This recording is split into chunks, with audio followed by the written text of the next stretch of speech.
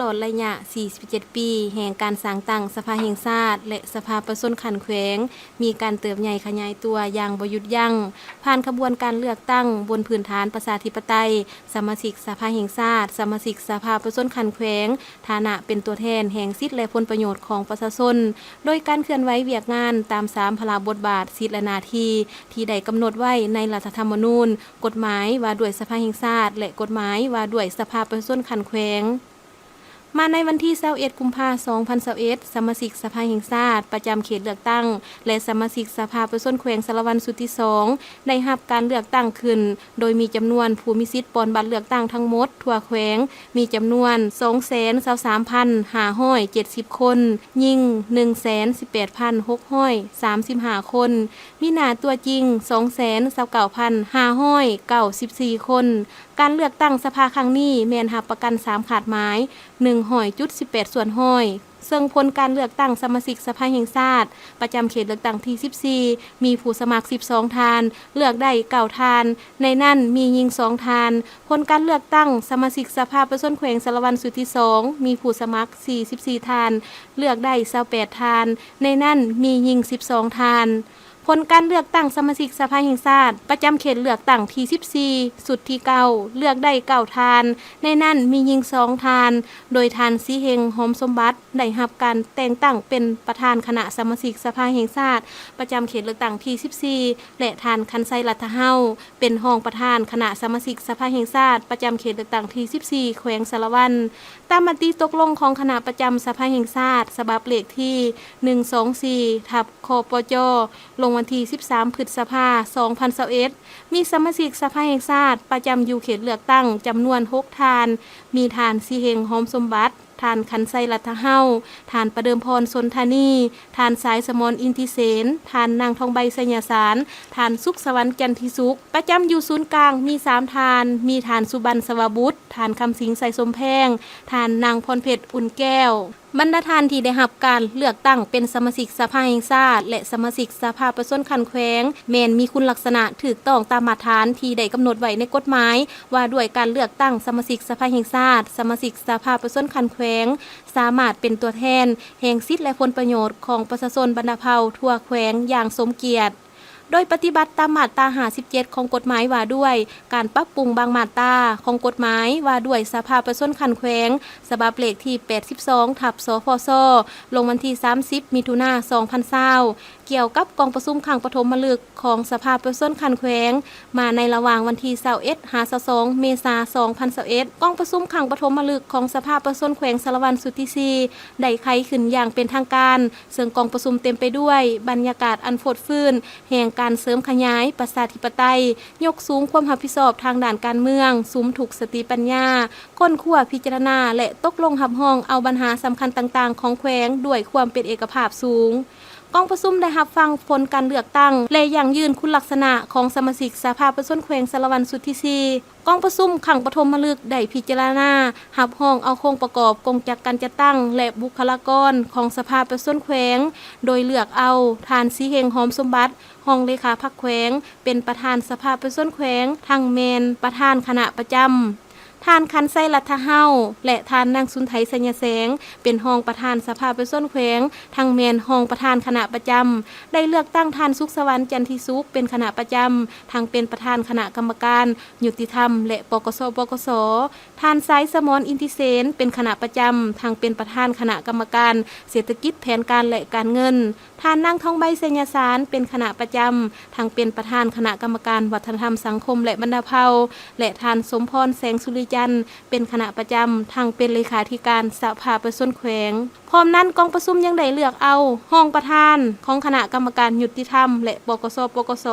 คณะกรรมการเศรษฐกิจแผนการและการเงินคณะกรรมการวัฒนธรรมสังคมและบรรดาเผ่ากองประชุมก็ยังได้พิจารณารับรองเอาเจ้าแขวงตามการเสนอของคณะประจำสภาประชาชนแขวงและรับรองเอาโครงประกอบกงจักรการจัดตั้งและบุคลากรขององค์การปกครองแขวงตามการเสนอของเจ้าแขวงประกอบมี19แผนกการและองค์การเทียบเท่าแผนกขันแขวงกองประชุมได้พิจารณาและรับรองออกเป็นมติกองประชุมว่าด้วยการรับรองเอาการเลือกตั้งป ประธานศาลประชาชนแขวงสารวันภูไม้รับห้องเอาบทรายงานเกี่ยวกับการจัดตั้งปฏิบัติแผนการเคลื่อนไหวเวียกงาน5 ปี 2016 หา 2020 และทิศทางแผนการเคลื่อนไหวเวียกงาน5 ปี 2021 หา 2025 อยู่แขวงสารวันขององค์การกวดสอบประจำภาคใต้และองค์การกวดการลัดแขวงรับห้องเอาบทรายงานเกี่ยวกับการจัดตั้งปฏิบัติแผนการเคลื่อนไหวเวียกงาน5 ปี 2016 หา 2020 และทิศทางแผนการเคลื่อนไหวเวียกงาน5 ปี 2021 หา 2025 ขององค์การอัยการประชาชนแขวงและศาลประชาชนแขวงรับห้องเอาบทรายงานเกี่ยวกับการจัดตั้งปฏิบัติแผนพัฒนาเศรษฐกิจสังคมของแขวง5 ปีครั้งที่ 8 และแผนพัฒนาเศรษฐกิจสังคมของแขวง5 ปีครั้งที่ 9 รับห้องเอาบทรายงานเกี่ยวกับการจัดตั้งปฏิบัติแผนงบประมาณของแขวง5 ปี 2016 หา 2020 และแผนงบประมาณของแขวง5 ปี 2021 หา 2025 รับห้องเอาบทรายงานแผนการเคลื่อนไหวเวียกงาน5 ปี 2021 หา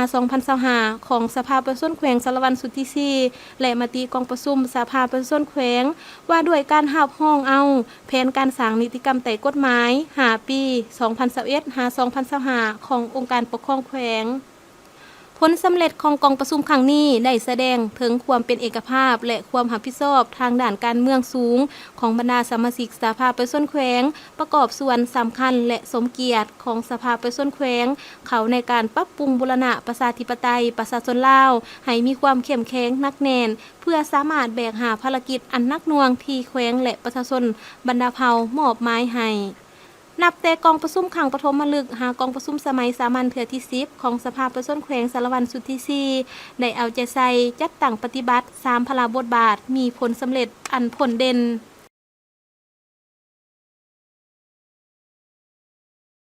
ด้านนิติบัญญัติสภาประชาชนแขวงได้เอาใจใส่ประสานสมทบและสุขอยู่ภาคส่วนที่เกี่ยวข้องในการสร้างนิติกรรมใต้กฎหมายสามารถรับห้องเอานิติกรรมที่สำคัญของแขวงได้ทั้งหมด16 ฉบับสร้างใหม่11 ฉบับและปรับปรุง5 ฉบับเห็นว่าเกินแผน1 ฉบับเท่ากับ110 ส่วนห้อยของแผนการ5 ปีซึ่งบรรดานิติกรรมที่รับห้องแม้นมีความสอดคล้องกับแนวทางนโยบายของพรรครัฐธรรมนูญและกฎหมายที่เกี่ยวข้องทางรับประกันในการจัดตั้งปฏิบัติเป็นเครื่องมือในการคุ้มครองรัฐคุ้มครองเศรษฐกิจสังคมของแขวงให้มีประสิทธิผลสูงการตกลงปัญหาสำคัญพื้นฐานของท้องถิ่นสมาชิกสภาประชาชนแขวงได้ปฏิบัติภาระบทบาทสิทธิและหน้าที่ตามที่กฎหมายได้กำหนดไว้แสดงออกในการค้นคว้าประกอบความคิดเห็นพิจารณาปัญหาสำคัญต่างๆของท้องถิ่นในกองประชุมสมัยสามัญสภาประชาชนแขวงได้ทั้งหมด180 เทื่อครั้งสามารถรับห้องในกองประชุมสมัยสามัญแต่ละครั้งออกเป็นมติได้ทั้งหมด126 ฉบับและกองประชุมคณะประจำสภาประชาชนแขวงได้ออกมติรับห้อง413 ฉบับซึ่งรวมมีด้านการเมืองการปกครองด้านเศรษฐกิจสังคมด้านการจัดตั้งและบุคลากรการพิจารณารับห้องปัญหาสำคัญของแขวงในกองประชุมสมัยสามัญและกองประชุมคณะประจำสภาประชาชนแขวงแม้นมีในสอดคล้องกับการพัฒนาเศรษฐกิจสังคมประกอบส่วนในการปรับปรุงบูรณะอำนาจรัฐของแขวงให้มีความหนักแน่นเข้มแข็งด้านการติดตามกฎกาสภาประชาชนแขวงสารวันได้เอาใจใส่ประสานสมทบในการเฮ็ดหน้าที่ติดตามกฎกาและสุขอยู่บรรดาองค์การปกครองแขวงและภาคส่วนที่เกี่ยวข้องในการจัดตั้งปฏิบัติรัฐธรรมนูญกฎหมายและนิติกรรมใต้กฎหมายรวมกับสภาแห่งชาติ17 ครั้งและสภาประชาชนแขวง19 ครั้งเป็นต้นการติดตามกฎกาการจัดตั้งปฏิบัติแผนพัฒนาเศรษฐกิจสังคมและแผนงบประมาณแห่งรัฐติดตามกฎกาโครงการลงทุนของแขวงการชำระหนี้โครงการลงทุนของรัฐกวดกาบรรดาโครงการเสาสัมปทานที่ดินภายในแขวงติดตามกวดกาบุคลากรที่สภาประชาชนแขวงเลือกตั้งและรับรองเอาการแต่งตั้งผลของการติดตามกวดกาสภาประชาชนแขวงในหลายครั้งผ่านมาเห็นว่าบรรดาเวียกงานสำคัญต่างๆได้รับการแก้ไขตามกฎหมายและนิติกรรมที่เกี่ยวข้องเป็นการส่องแสงถึงความรับผิดชอบขององค์การปกครองแขวงในการจัดตั้งปฏิบัติรัฐธรรมนูญกฎหมายนิติกรรมใต้กฎหมายมาตรา9ของคณะบริหารงานพรรคแขวงให้บรรลุตามระดับขาดหมาย เวียกงานแก้ไขคำห้องขอความเป็นธรรมผ่านมาได้รับคำห้องขอความเป็นธรรมทั้งหมด38เรื่องในนั้นข้างมาแต่ก่อน1เรื่องรวมทั้งหมด39เรื่องจัดส่งให้ภาคส่วนที่เกี่ยวข้องแก้ไขสำเร็จ38เรื่องยังข้าง1เรื่องได้รับคำเสนอของประชาชนเข้าใหม่40เรื่องข้างมาแต่ก่อน2เรื่องรวมเป็น42เรื่องจัดส่งให้ภาคส่วนที่เกี่ยวข้องแก้ไข42เรื่องแก้ไขแล้ว39เรื่องสืบต่อติดตาม3เรื่องตอนรับประชาชนจำนวน335เทื่อคนยิง88เทื่อคนและให้คำปรึกษาทางด้านกฎหมายจำนวน115เรื่องเปิดกองประชุมร่วมกับแผนกการที่เกี่ยวข้องและกองประชุมวิชาการเพื่อปรึกษาหารือคำห้องขอความเป็นธรรมและคำเสนอจำนวน37ครั้งมีผู้เข้าร่วม285เทื่อคนยิง92เทื่อคนลงเก็บกำข้อมูลเกี่ยวกับเวียกงานคำห้องขอความเป็นธรรมและคำเสนอได้ทั้งหมด8ครั้งได้รับโทรศัพท์สายด่วนจากกองประชุมสมัยสามัญและกองประชุมสภาแห่งชาติสุดที่9และกองประชุมสมัยสามัญของสภาประชาชนแขวงสารวัตรสุดที่4ได้ทั้งหมด57สาย64คำเสนอในนั้นสายด่วนที่มาจากสภาประชาชนแขวงมีทั้งหมด32สาย34คำเสนอสามารถค้นคว้าพิจารณาและจัดส่งภาคส่วนที่เกี่ยวข้องการโฆษณาเผยแพร่และพบปะประชาชนคณะสมาชิกสภาแห่งชาติประจำเขตเลือกตั้งที่14ร่วมกับคณะสมาชิกสภาประชาชนแขวงลงไกสิทธิ์ติดแทศพบปะการจัดตั้งและประชาชนลาวบรรดาเผ่าแต่ละครั้งสมัยวิสามัญของสภาแห่งชาติสุดที่9และสภาประชาชนแขวงสารวัตรสุดที่4ติดพันกับบรรดามติคำสั่งต่างๆขั้นศูนย์กลางขั้นแขวงลงเผยแพร่ให้ผู้มีสิทธิเลือกตั้งรับรู้อย่างกว้างขวางในทั่วแขวงได้ทั้งหมด342จุดปฏิบัติได้76ส่วนห้อยของแผนการ5ปีในนั้นมี54กรมกองมี 1,159 เถื่อบ้านเข้าร่วมมีผู้เข้าร่วมทั้งหมด 46,537 เถื่อคนยิง 20,056 เถื่อคนได้รับพังคำคิดเห็นความมุ่งมั่นปรารถนาขอเสนอของประชาชนรวมทั้งหมด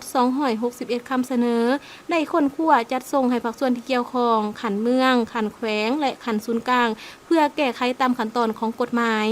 พร้อมนี้ยังได้ปลุกระดมการช่วยเหลือจากภาคส่วนต่างๆของสังคมเป็นต้นเงินสดเครื่องอุปโภคบริโภคและเครื่องอุปกรณ์กีฬารถถีบ175คันมอบให้โรงเรียนและประชาชนที่อยู่เขตห่างไกลศอกหลีกนอกนี้ยังได้ช่วยเหลือผู้ประสบภัยน้ำท่วมพายุอัคคีภัยภายในแขวงและช่วยเหลือแขวงหลวงน้ำท่าแขวงแหกเซียวทั้งเป็นเงินสดและเครื่องอุปโภคบริโภครวมมูลค่า1,574,680,000 กีบเวียกงานการต่างประเทศสภาประชาชนแขวงสารวัตรได้ยึดมั่นตามแนวทางการต่างประเทศของพรรคและพันขยายเวียกงานการต่างประเทศร่วมกับสภาแห่งชาติและร่วมกับองค์การปกครองแขวงได้เอาใจใส่ตั้งหน้าเคลื่อนไหวเวียกงานการต่างประเทศของตนด้วยความเป็นเจ้าการสูงโดยผัดเปลี่ยนกันเคลื่อนไหวเยี่ยมยามและแลกเปลี่ยนบทเรียนร่วมกับบรรดาประเทศเพื่อนมิตรยุทธศาสตร์และต่างประเทศเช่นประเทศเวียดนามจีนมองโกลีเยอรมันได้ทั้งหมด37ครั้งสามารถดึงดูดการช่วยเหลือล่าโครงการลงทุนต่างประเทศหาโครงการมี45กิจกรรมรวมเป็นเงินทั้งหมด69ล้านกีบและได้รับอุปกรณ์ช่วยเหลืออุปกรณ์ IT จอ LED มูลค่า350ล้านดงบรรดาท่านที่นับถือและแพงโดยปฏิบัติตามมติเลขที่204ของคณะประจำสภาศาสตร์ฉบับลงที่30กรกฎาคมปี2025เกี่ยวกับการกำหนดอวันศาสตร์ตั้งสภาประชาชนขันท้องถิ่นและกำหนดการจัดสุดของสภาประชาชนขันแขวงจากสุดที่2มาเป็นสุดที่4เป็นจุดปัจจุบันนี้เพื่อให้สอดคล้องกับกฎหมายว่าด้วยสภาประชาชนขันแขวงและคณะกรรมการปกครองขันต่างๆฉบับธรรมยิตที่ได้ประกาศใส่ในปี1978สภาประชาชนแขวงก็ได้ออกแจ้งการแนะนำให้บรรดาท่านได้รับทราบตามที่เจตจำนงของมติเลขที่204ที่สภาแห่งชาติได้แจ้งไปอย่างทั่วถึงแล้วบรรดาท่านที่นับถือและแพงทั้งหลายสมาชิกสภาแห่งชาติประจำเขตเลือกตั้งที่14สุดที่9และสภาประชาชนแขวงสุดที่4ได้ประกอบส่วนอันสำคัญเขาในการปฏิบัติ 3พลบทบาทของตนอย่างในหลวงพอสมควรถ้าเทียบใส่กับเงื่อนไขและความเหมาะต้องการในภารกิจในการปกปักรักษาและสร้างสาพัฒนาประเทศชาติก็คือพัฒนาท้องถิ่นตลอดระยะผ่านมานี้โดยเฉพาะสมาชิกสภาแห่งชาติสุดที่9สภาประชุมแห่งสุดที่4ได้ประกอบส่วนเขาในการสร้างปรับปรุงกฎหมายอยู่ในระดับชาติส่วนระดับท้องถิ่นก็ได้พยายามหันเป็นนิติกรรมใต้กฎหมายซึ่งในสมัยผ่านมานี้ก็สามารถสร้างและปรับปรุงนิติกรรมใต้กฎหมายได้ถึงหมด17ฉบับซึ่งถือว่าเทียบใส่แผนการ5 ปีก็สามารถบรรลุได้เกินแผนสำหรับการปฏิวัติพระบทบาทการตกลงปัญหาพื้นฐานของประเทศชาตินั้นก็คือการปฏิบัติพระบทบาท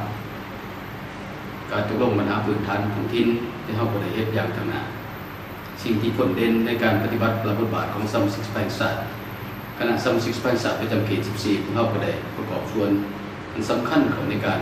เสนอปรับปรุงมติของสภาแห่งชาติในหลายเรื่องโดยเฉพาะเป็นปัญหาพื้นฐานที่พัวพันถึงการแก้ไขปัญหาเศรษฐกิจก็คือการแก้ไขปัญหาทางด้านสังคมการแก้ไขปัญหาต่างๆของระดับชาติก็คือระดับท้องถิ่นได้ประกอบส่วนเขาในการจัดตั้งปฏิบัติวาระแห่งชาติทางด้านเศรษฐกิจได้เป็นอย่างดีหนึ่งในนั้นพวกเขาก็ได้นำเสนอให้รัฐบาลจะต้องได้เอาใจใส่ผลิตเพื่อทดแทนการนำเข้าแก้ไขปัญหาไฟเงินเฟ้อปัญหาอื่นด้วยการเสนอในกองประชุมสภาแห่งชาติก็ได้รับห้องเอาเป็นมติอันผลเด่นที่สุดในสภาแห่งชาติคือรัฐบาลก็ได้ตอบรับการเสนอในการลบล้างหารแลกเปลี่ยนเงินตราแก้ไขปัญหาเงินเฟ้อโดยการนำเอาเม็ดเงินทั้งหมดเข้าสู่ระบบตามการเสนอของคณะสมาชิกสภาแห่งชาติประจำเขต14ของพวกเรานอกจากนั้นก็ยังได้เอาใจใส่เสนอให้มีการผลิตเพื่อทดแทนการนำเข้าและผลิตเพื่อเป็นสินค้าส่งออกแก้ไขบรรดาปัญหาต่างๆที่เกิดขึ้นในสังคมได้เป็นอย่างดีโดยเฉพาะได้ประกอบส่วนเขาในการจัดตั้งปฏิบัติวาระแห่งชาติเหตุให้การจัดเก็บและรับเข้างบประมาณบุคคลท้องถิ่นก็คือระดับชาติเพิ่มขึ้นนอกจากนั้นคณะสมาชิกสภาแห่งชาติเฮาประจำเขตเลือกตั้ง14ก็ยังได้เสนอเกี่ยวกับบางปัญหาต่างๆที่พัวพันถึงเบียกงานของเขตสังคมเป็นต้นการเสนอให้มีการปฏิรูปการศึกษาโดยการเปลี่ยนจากระบบการศึกษา543มาเป็นระบบการศึกษา633ซึ่งอันนี้มติของสภาแห่งชาติก็คือรัฐบาลก็ได้บรรจุไว้อย่างจ๋าแจ้งเกี่ยวกับการปรับปรุงโครงจักรการจัดตั้งปัญหาบุคลากรคณะสมาชิกสภาแห่งชาติของพวกเราก็ได้ประกอบส่วนอย่างต่างหน้าเขาในการเสนอแนะให้รัฐบาลคือสภาแห่งชาติในหลายเรื่องที่คณะสมาชิกสภาแห่งชาติเขต14เสนอก็ล้วนแล้วแต่ได้รับการบรรจุเขาในมติสำคัญของประเทศชาตินอกจากนั้นคณะสมาชิกสภาแห่งชาติของพวกเราก็ยังได้เป็นตัวแทนในแก่คณะสมาชิกสภาแห่งชาติในขอบเขตทั่วประเทศเคลื่อนไหวกิจกรรมสำคัญของศาสตร์และของสากลกระบี่เป็นต้นได้เคลื่อนไหวอยู่บรรดาประเทศเพื่อนมิตรยุทธศาสตร์โดยศูนย์กลางพรรคก็ได้ตกลงให้คณะสมาชิกสภาแห่งชาติซึ่งนำโดยข้าพเจ้าเองเป็นหัวหน้าคณะผู้แทนขั้นสูงเพื่อไปนำพาคณะผู้แทนของสารลาวเอาไปค้นคว้าศึกษาหาเรียนหรือว่าสปอยู่สปจีนนอกจากนั้นยังได้เข้าร่วมกองประชุมแลกเปลี่ยนถอดถอนบทเรียนกับสภาแห่งชาติเวียดนามและบรรดากระทรวงเกี่ยวของเวียดนามเข้าร่วมการจัดตั้งและการเคลื่อนไหวของกรรมาธิการและคณะกรรมการมิตรภาพรัฐสภาสากลได้เป็นอย่างดีโดยเฉพาะไม่ได้เคลื่อนไหวอยู่สปจีนหลายครั้งไปเคลื่อนไหวอยู่ประเทศมองโกเลีย2 ครั้ง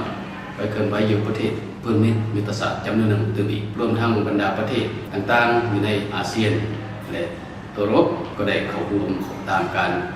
ตกลงของสภาแห่งชาติการปฏิบัติพลบทบาทตกลงปัญหาพื้นฐานอยู่กันท้องถิ่นพวกเจ้าประเทศอย่างเป็นระบบ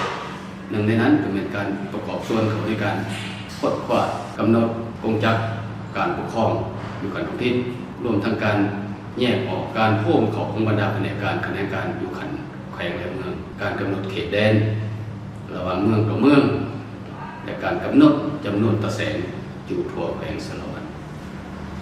การค้นคว้าปัญหาทางด้านเศรษฐกิจข้าพเจ้าก็ได้ติดตามตรวจการและพับห้องเอาเป็นมติ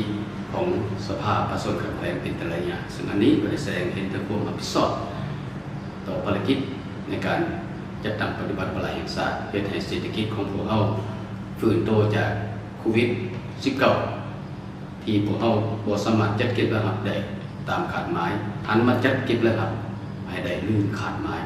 ตามที่ระบุไว้อยู่ในมติของสภาธุรกิจในด้านสังคมเราก็สามารถแก้ไขปัญหาที่ตั้งขึ้นเกี่ยวกับการปรับอัตราการเรียนของน้องๆนักเรียนแต่ปฏิบัติกิจกรรมต่างๆของเขตสังคมได้เป็นอย่างดีเฮ็ดให้ทั่วสังคมได้มีการหันเปลี่ยนอย่างต่างหน้าส่วนปัญหาเรื่องบุคลากรตลอดระยะ5 ปีผ่านมานี้คณะประจำสภาประชาชนแขวงพวกเราสุดที่4ก็ได้ประกอบส่วนในการรับห้องเอาการแต่งตั้งบุคลากรสำคัญของท้องถิ่นและได้ปฏิบัติการประเมินบุคลากรที่สภาแต่งตั้งและรับห้องเอาการเลือกตั้งตามที่ได้ระบุไว้อยู่ในรัฐธรรมนูญและกฎหมายความว่าสภาประชาชนท้องถิ่นได้หัวใจใส่ปัญหาบุคลากรแต่เป็นอย่างนี้เฮ็ดให้การบริหารรัฐขององค์การปกครองก็คือของสมาชิกสภาได้ปฏิบัติตามพระบทบาทของตนอย่างถูกต้องอันนี้ก็เป็นอีกอันนึงที่จะยั่งยืนให้บรรดาท่านก็คือพ่อแม่พี่น้องประชาชนรับทราบเข้มข้นนั้นผมเฮาก็ย่อมรับว่าตลอดระยะผ่านมานี้การปฏิบัติพระบทบาทพื้นฐานทั้ง3ด้านก็ยังมีข้อขาดตกบกพร่องเป็นต้นในด้านกฎหมายและนิติกรรมพวกเราได้รับห้องเป็นจำนวนหลายแต่ว่าการค้นคว้าเสริมซึ่งการเผยแพร่แนะนำจัดตั้งปฏิบัติโดยจริงบ่ทันได้ดีเท่าที่ควรหลายบอนอยู่กันหากฐานยังบ่ทันได้กำแหน่งและปฏิบัติตามกฎหมายและระเบียบการใต้กฎหมายที่กำหนดไว้การตกลงปัญหาพื้นฐานของท้องถิ่นถึงว่าได้เฮ็ดอย่างตระหนักแต่ก็ยังมีปัญหาบางด้านที่บ่ทันสามารถบรรลุได้เป็นต้นการกำหนดเรียกงานการปกครองการคุ้มครองรัฐยังเฮ็ดบ่ทันได้ดีเท่าที่ควรปัจจุบันนี้การประกาศสร้างตั้งตะแสงก็ยังบ่ทันสามารถบรรลุได้ตามมติที่สภาได้รับรองปัญหาเศรษฐกิจก็สังเกตเห็นว่าผ่านการจัดตั้งปฏิบัติตลอดระยะผ่านมานี้ก็มีหลายท้องถิ่นหลายเมือง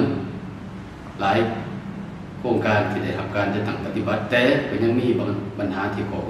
ยังมีปัญหาคุ้มค่าตามมานั่นก็คือหลายบอนเกิดมีปรากฏการณ์ย่อท้อบรรดาโครงการที่รัฐคือองค์การปกครองได้ตกลงยังบ่ทันได้รับการชดเชยแต่บ่ได้ปฏิบัติตามขั้นตอนของกฎหมายการลงทุนเฮ็ดให้ประชาชนในหลายบ้านหลายบอนมีความขัดข้องมองใจแล้วก็ได้นำเสนอต่อสภาประชาชนแขวงซึ่งมาถึงปัจจุบันนี้ก็ยังมีบางโครงการบางบอนที่ยังบ่ทันได้มีการชดเชยและปฏิบัติตามขั้นตอนอย่างถูกต้องส่วนของเขตสังคมก็เห็นว่าอัตราการปรับการเรียนการสอนก็ยังบ่ทันได้ดีเท่าที่ควรเฮ็ดให้การยกสูงคุณภาพการเรียนการสอนอยู่ในแต่ละบอนบ่ทันได้ดีอันนี้ก็เป็นปัญหาที่ตั้งขึ้นตลอดระยะแห่งการจัดตั้งปฏิบัติหน้าที่ของคณะสมาชิกสภาแห่งชาติประจำเขตเลือกตั้ง14ของสภาประชาชนแขวงปัญหาสุดท้ายในเรื่องบุคลากรผ่านการจัดตั้งปฏิบัติผ่านมานี้ก็ยังสังเกตเห็นว่าปัญหาบุคลากรของเรานี้ยังขาดเคินทางด้านจำนวนและคุณภาพขั้นตอนของการซับซ้อนการเลือกเฟ้นซับซ้อนการขนขวายกระดับพนักงานรัฐกรไทยเฮาก็ยังบ่ทันได้ดีเท่าที่ควรซึ่งอันนี้จะต้องได้เอาใจใส่เพื่อเฮ็ดให้การติดตามกวดกาการปฏิบัติหน้าที่ของสมาชิกสภาชาติก็คือสภาประชาชนแขวงเฮานี่ได้ครบถ้วนตามที่ระบุไว้อยู่ในรัฐธรรมนูญและกฎหมายสุดท้ายนี้ข้าพเจ้าก็ขอเรียกร้องมายังบรรดาท่านการนำภาครัฐอดีตการนำทุกขั้นตลอดพ่อแม่พี่น้องประชาชนบรรดาเขา จงได้พร้อมเพรียงเพียงหน้ากันปฏิบัติตามมติของสภาแห่งชาติก็คือสภาประชาชนแขวงสุดปัจจุบันให้ได้รับผลตามระดับขาดหมายที่วางไว้ในโอกาสอันมีความหมายความสำคัญนี้กับเจ้าขอตั้งหน้าให้คณะสมาชิกสภาชาติประจำเขตเลือกตั้ง14ก็คือสภาประชาชนแขวงสุดที่4ขอถือโอกาสนี้ขอบคุณขอบใจโดยคนใส่ประเสริฐแก่บรรดาทานการนำอดีตการนำทุกขันตลอดหอดพ่อแม่พี่น้องประชาชนบรรดาเผ่าพนักงานทหารตำรวจสมาชิกพรรคพนักงานราชการทุกตัวหน้าปีใหม่ปีนี้ขอให้บรรดาทานจงมีสุขภาพและพลานามัยสมบูรณ์ปีใหม่ปีนี้ก็ขอให้บรรดาทานสุขดีตลอดปีและตลอดไปขอบใจ